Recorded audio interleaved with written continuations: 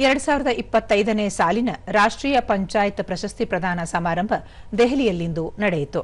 ಕೇಂದ್ರ ಸಚಿವರಾದ ರಾಜೀವ್ ರಂಜನ್ ಸಿಂಗ್ ಮತ್ತು ಎಸ್ಪಿ ಸಿಂಗ್ ಬಘೇಲ್ ಗ್ರಾಮೀಣಾಭಿವೃದ್ಧಿಯಲ್ಲಿ ಉತ್ತಮ ಸಾಧನೆ ಮಾಡಿದ 42 ಪಂಚಾಯಿತಿಗಳಿಗೆ ಪ್ರಶಸ್ತಿ ನೀಡಿದರು.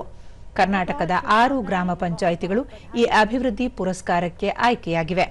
ಆಯ್ಕೆಯಾದ 6 ಗ್ರಾಮ ಪಂಚಾಯಿತಿಗಳಲ್ಲಿ 5 ಪಂಚಾಯಿತಿಗಳು ಉಡುಪಿ ಜಿಲ್ಲೆಗೆ ಸೇರಿವೆ.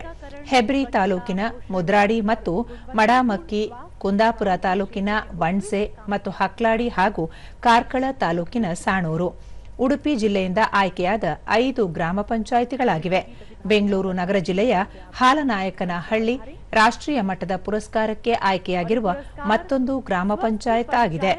ಸಮಾರಂಭದಲ್ಲಿ ದೀನದಯಾಳ್ ಉಪಾಧ್ಯಾಯ ಪಂಚಾಯಿತಿ ಸತತ ವಿಕಾಸ ಪುರಸ್ಕಾರ ವಿಭಾಗದಡಿ 34 ಗ್ರಾಮ ಪಂಚಾಯತ್ಗಳಿಗೆ ಮತ್ತು ನಾನಾಜಿ ದೇಶಮುಖ್ ಸರ್ವೋತ್ತಮ ಪಂಚಾಯತ್ ಸತತ ವಿಕಾಸ ಪುರಸ್ಕಾರ ವಿಭಾಗದಡಿ 8 ಪಂಚಾಯತ್ಗಳಿಗೆ ಪ್ರಶಸ್ತಿ ನೀಡಲಾಯಿತು.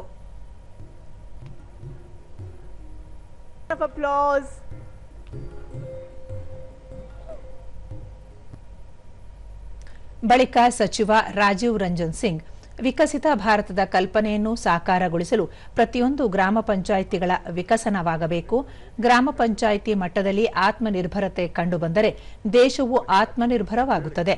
ಈ ಹಿನ್ನೆಲೆಯಲ್ಲಿ ದೇಶದ ಅಭಿವೃದ್ಧಿಯಲ್ಲಿ ಗ್ರಾಮ ಪಂಚಾಯಿತಿಗಳ ಪಾತ್ರ ಬಹುದೊಡ್ಡದಾಗಿದೆ ಎಂದರು. ಗ್ರಾಮೀಣ ಪಂಚಾಯಿತಿಗಳ ಅಭಿವೃದ್ಧಿಗೆ ಕೇಂದ್ರ ಸರ್ಕಾರ ನೀಡುತ್ತಿರುವ ಆದ್ಯತೆಗೆ ಪ್ರಶಂಸೆ ವ್ಯಕ್ತಪಡಿಸಿದ ಸಚಿವರು, ಪ್ರಧಾನಿ ನರೇಂದ್ರ ಮೋದಿ ನೇತೃತ್ವದ ಸರ್ಕಾರವು ಈ ಸಲ ಪಂಚಾಯಿತಿಗಳ ಅಭಿವೃದ್ಧಿಗೆ 4,35,000 ಕೋಟಿಗೂ ಅಧಿಕ ಹಣವನ್ನು ಮಂಜೂರು ಮಾಡಿದ್ದು, ಇದು ಐತಿಹಾಸಿಕ ದಾಖಲೆಯಾಗಿದೆ ಎಂದು ಹೇಳಿದರು. ಇಂದು ನಡೆದಿರುವುದು ಕೇವಲ ಪ್ರಶಸ್ತಿ ನೀಡುವ ಕಾರ್ಯಕ್ರಮವಲ್ಲ, ಬದಲಿಗೆ ಪ್ರಶಸ್ತಿ ಪಡೆದಿರುವ ಈ ಎಲ್ಲ ಗ್ರಾಮ ಪಂಚಾಯಿತಿಗಳಲ್ಲಿ ಮಾಡಿರುವ ಸತ್ಕಾರ್ಯಗಳು ದೇಶದ ಪ್ರತಿಯೊಬ್ಬರಿಗೂ ಪ್ರೇರಣೆ ಆಗಬೇಕಿದೆ.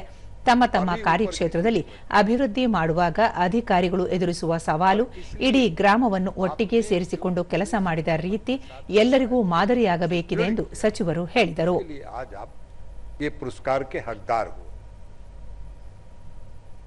अब ये पुरस्कार जो है ये सिर्फ आपका सिर्फ उन पंचायतों के लिए ये सम्मान नहीं है, आपके माध्यम से इस देश के सभी पंचायती राज व्यवस्था के आप एक प्रेरणा के स्रोत हो कि अच्छा काम किया है अगर उस पंचायत ने